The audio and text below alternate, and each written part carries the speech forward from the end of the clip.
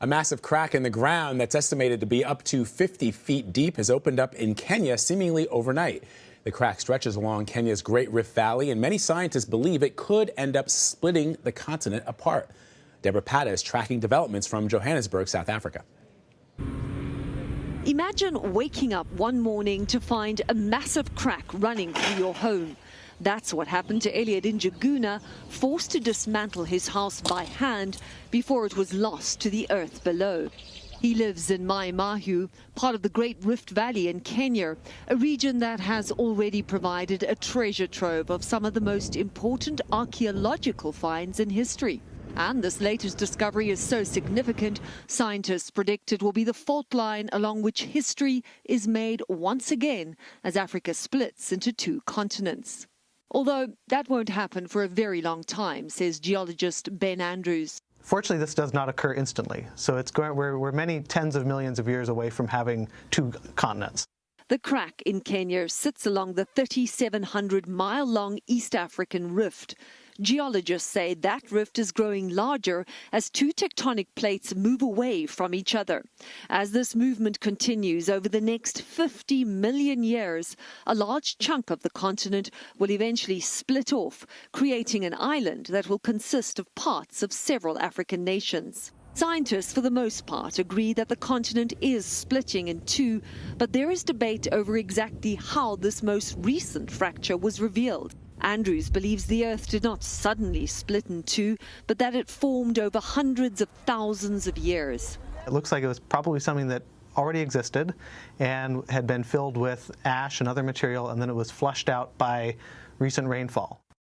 Joining me now from Johannesburg is CBS News foreign correspondent Deborah Pata. She's going to talk to us a little bit about this split. So, Deborah, this giant crack in the earth opened up in what seems like a matter of days. Can you give us an idea of how large it is and what geologists say may have caused it?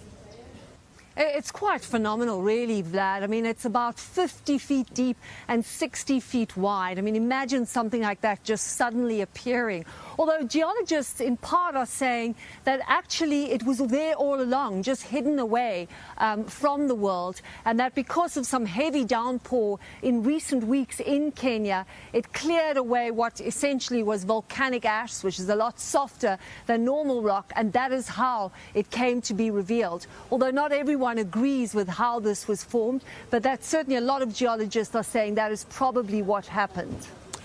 You know, I know a lot of people are really interested in the science behind this, and some of the pictures are really amazing, but I'm very curious about the people on the ground because, as you know, Deborah, things like this can affect people's lives in a significant way. So how are people reacting, and what does this mean for people living in the surrounding areas? How could their lives be impacted?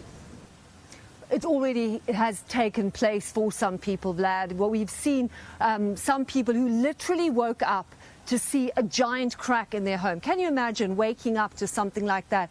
One man said that he started screaming and tried to grab as many belongings as he could and actually physically dismantled his home by hand as quickly as possible before it could be sort of sucked in by this giant crack that had appeared there. He now has nowhere to go. So it's one thing to dismantle your home and move, but where do you move to? This is the Rift Valley.